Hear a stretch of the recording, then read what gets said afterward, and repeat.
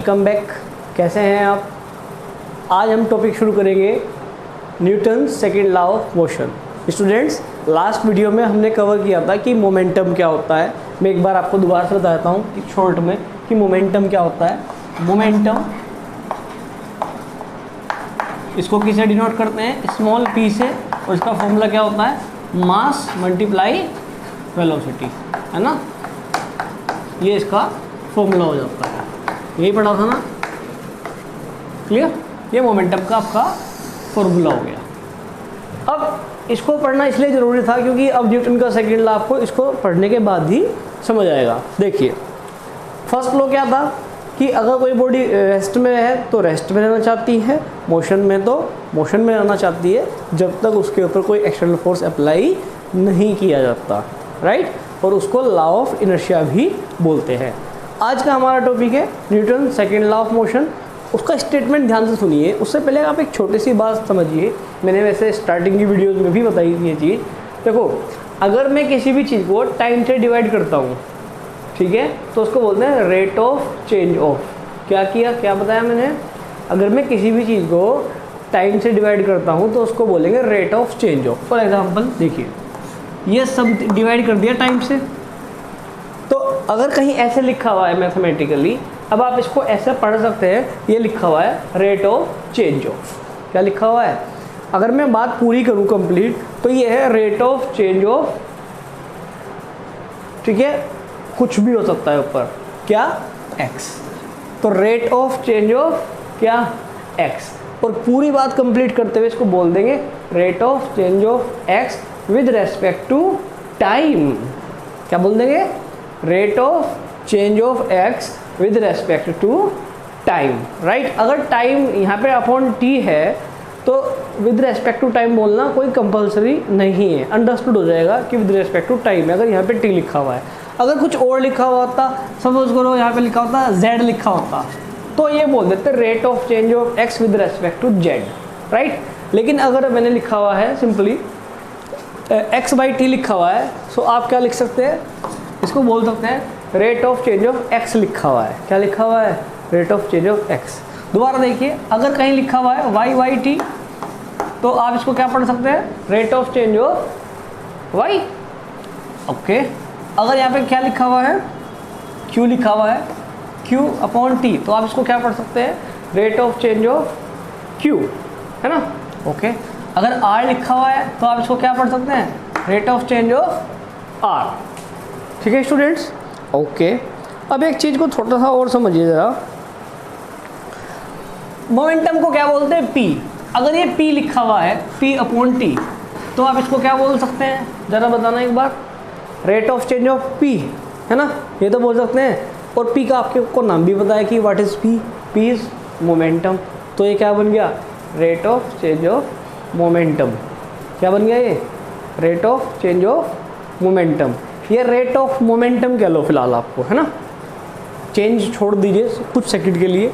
ये क्या बन गया? Rate of change of, rate of momentum बन गया। जैसे कि रेट ऑफ चेंज ऑफ था, या आप इसको rate of change of momentum ही करिए इसको, ठीक है। तो ये बेसिकली क्या हो गया? Rate of change of momentum. ये चीज़ आपको समझ आई जो मैंने आपको बताई है? एक मिनट रुकिएगा। क्या किया हमने सीखा कि p बाई टी को पढ़ा जा सकता है rate of change of momentum, है ना। और क्लास 9th में आप इस चीज़ को भी सीख लीजिए। अगर किसी का भी चेंज दिखाना है, जैसे कि आपने चैप्टर 1 तो पढ़ लिया ना, उसके अंदर दो वेलोसिटी आई थी, एक फाइनल वेलोसिटी और एक initial velocity, that is u, right. और अगर मैं कहीं डेल्टा v लिखता हूँ, डेल्टा, ये ट्राइंगल बना देते हैं, इसको डेल्टा पढ़ते हैं। क्या होना है? Delta v। ये बॉक्स बंद कर देता हूँ हाईलाइट करने के लिए। इसको क्या बोलते हैं? Change in velocity. यानी कि इसको क्या लिखा जा सकता है? डेल्टा v को लिखा जा सकता है क्या? v minus u। या अगर आप मैं इसको इंग्लिश में लिखना चाहूँ स्पेलिंग्स में, तो ये क्या हो जाएगा? Final velocity minus initial velocity. Delta का मतलब चेंज से होता है। बताओ ये चीज़ समझ आई क्या? ये ज़रूरी है, ध्यान से देख लीजिए। ये चीज़ें आप समझेंगे, जो मैं बताने जा रहा हूँ तो आपको बहुत अच्छे से समझ आएगा, है ना। तो ये ना सोचे कि ये पता नहीं क्या अलग से ही कुछ चल रहा है, अलग से कुछ नहीं है, इसी से रिलेटेड है, ध्यान से देखते रहिए, है ना। ये चीज़ क्लियर हो गई? पहले तो ये बताइए मुझे आप। ओके चलिए, अब आप देखिए, अब बात करते हैं न्यूटन सेकेंड लॉ। न्यूटन ने अपने सेकेंड लॉ में क्या कहा था? ये कहा था कि rate of change of momentum, क्या?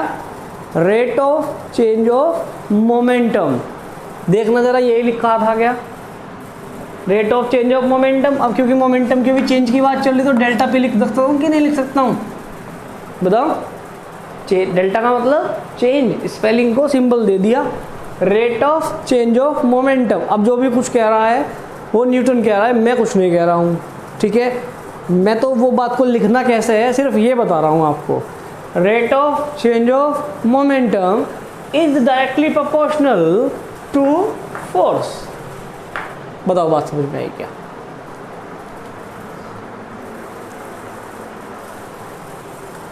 Rate of change of momentum is directly proportional to force. और इसी बात को टेक्निकली अगर हम बोलेंगे तो कैसे बोल देंगे? Rate of change of momentum of a body is directly proportional, भाई मोमेंटम बॉडी का ही तो होगा ना, directly proportional to the force applied. ये इस फोर्स का पूरा नाम क्या होगा? फोर्स जो हमने अप्लाई किया, फोर्स अप्लाइड, ठीक है? क्लियर और not? And takes place in the direction in which the force act. और ये किस डायरेक्शन में होगा? मोमेंटम किस डायरेक्शन में होगा? जिस डायरेक्शन में फोर्स अप्लाई किया गया उसी डायरेक्शन में मोमेंटम होगा। बताओ बात समझते हो कि नहीं समझते हो? समअप करते हैं। रेट ऑफ, देखो इसको पढ़ना आ गया ना, मैंने बताया था किसी भी चीज़ को टाइम से डिवाइड करते हैं तो उसको रेट पढ़ेंगे। और डेल्टा का मतलब चेंज, पी माने momentum. Rate of change of momentum, देखो कहीं कुछ याद नहीं करनी, डेफिनेट सब कुछ फॉर्मूले में है। Rate of change of momentum is directly proportional to force applied, force को अप्लाई किया गया।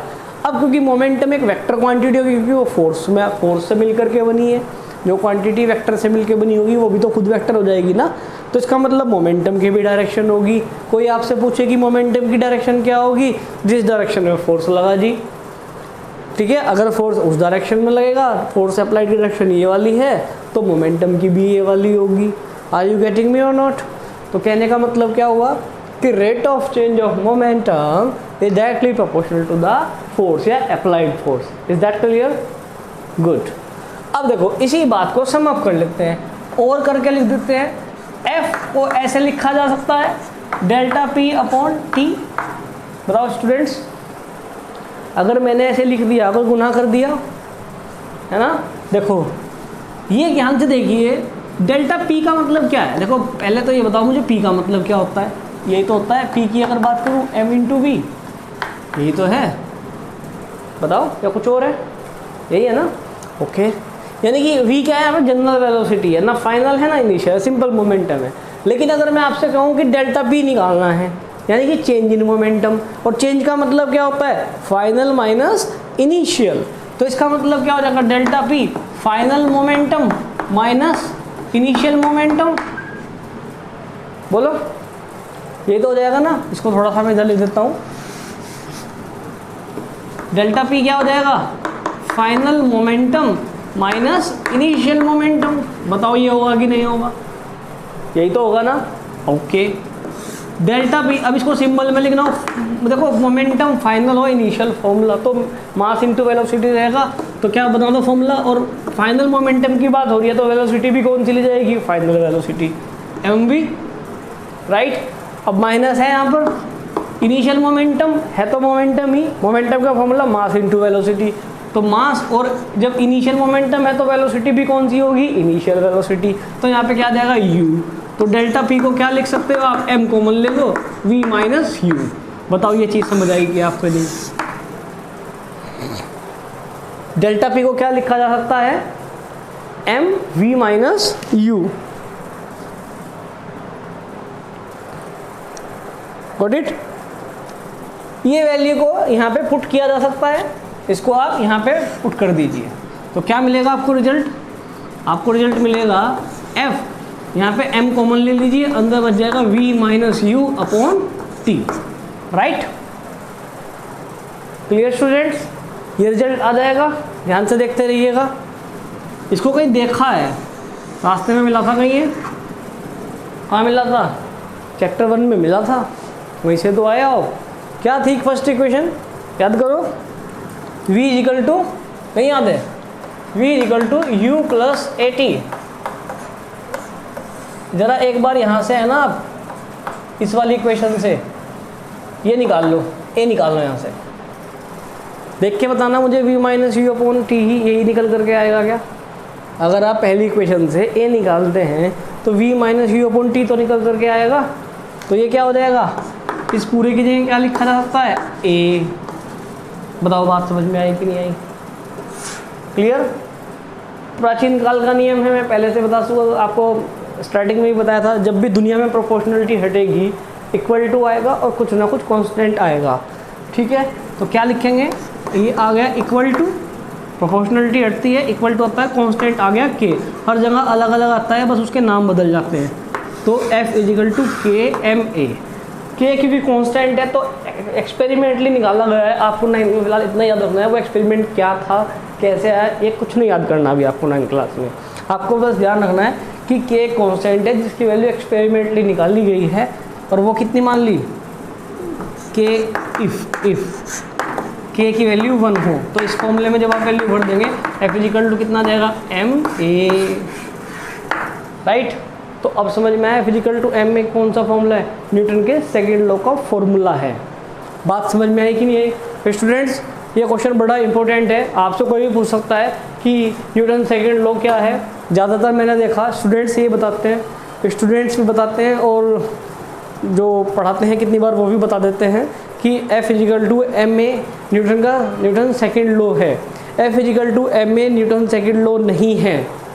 क्या है फिर न्यूटन सेकेंड लॉ? ये rate of change of momentum is directly proportional to the applied force. ये जो स्टेटमेंट है ये न्यूटन सेकेंड लॉ है। इस स्टेटमेंट की वजह से ये कैलकुलेट करते हुए आपके सामने निकल करके आया। तो किसी कॉन्सेप्ट से अगर कोई चीज़ निकल करके आती है तो वो उसकी एप्लीकेशन बन जाती है, ना कि वो खुद कॉन्सेप्ट होता। तो F is equal to M a is the application of Newton second law, it is not the Newton second law. बात समझ में आ रही है नहीं आपके? F is equal to M a is the application of Newton second law, this is not Newton second law. बात समझ में आई कि नहीं? हाँ, आप इसका फॉर्मूला कह सकते हैं कि ये एज ए फॉर्मूला काम करेगा न्यूटन सेकेंड लॉ का, और ये भी काम करेगा। ये दोनों क्या बन गए भाई? अगर यहाँ पे प्रोपोर्शनल डेटा इक्वल टू के लगा दूँ तो ये भी तो एक फॉर्मूला ही बन गया ना यहाँ पर। तो एक बात ये हो गई, मेन ओरिजिनल ये है और ये इसकी एप्लीकेशन है। इससे क्या पता लगता है? अगर आप किसी बॉडी पे फोर्स लगाते हैं और उसमें मास है तो उसके अंदर एक्सेलरेशन भी आएगी, उसकी वेलोसिटी में भी चेंज होगा। सिंपल सी बात है, फुटबॉल रखी आपने, फोर्स लगा दिया तो क्या उसकी वेलोसिटी चेंज नहीं हुई? बिल्कुल हुई। ये तो ये फॉर्मूला कह रहा है, F is equal to M a. माँ याद रखिए, माँ को तो मत भूलना। F is equal to M a. Force की प्राचीन काल से पढ़ते आ रहे हैं, फोर्स की SI यूनिट क्या होगी?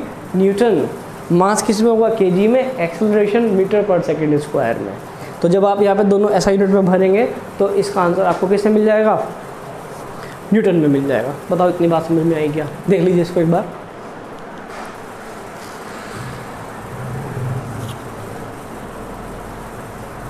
ठीक है, अब मैं आपको एक छोटी सी चीज़ और समझा देता हूँ यहाँ पर, इसको भी देखना। F is equal to M a है। अब बॉक्स वाला पोर्शन पे फोकस कीजिए। F is equal to M a है, ठीक है। यानी कि अगर मैं सारी वैल्यूज़ को 1 कर देता हूँ, अगर मास कितना है 1 kg और एक्सेलरेशन कितनी है 1 मीटर पर सेकेंड स्क्वायर, सब कुछ 1 कर दिया, तो इसको सोल्व करके जो फोर्स आएगा वो कितना जाएगा? वो 1 न्यूटन। तो यहाँ से आप 1 न्यूटन को एक्सप्लेन कर सकते हैं कि व्हाट इज 1 न्यूटन। यानी कि अगर 1 किलो मास की बॉडी है, अगर किसी बॉडी का मास 1 kg है और आपने उस पर कुछ फोर्स लगाया और उस फोर्स को लगाने से उसके अंदर जो एक्सेलरेशन हुई वो 1 मीटर पर सेकेंड एक्सेलरेशन हुई। 1 किलो की बॉडी के ऊपर फोर्स लगाया गया और उसमें जो एक्सेलरेशन हुई वो कितनी हुई?